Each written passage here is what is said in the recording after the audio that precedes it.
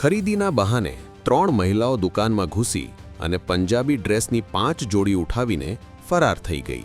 આ સીસીટીવી અમદાવાદના ચાંદલોડિયાના એક શોરૂમના છે, જ્યાં અજાણી મહિલાઓ ગ્રાહકના સ્વાંગમાં દુકાનમાં ઘૂસી હાથફેરો કરીને ફરાર થઈ ગઈ.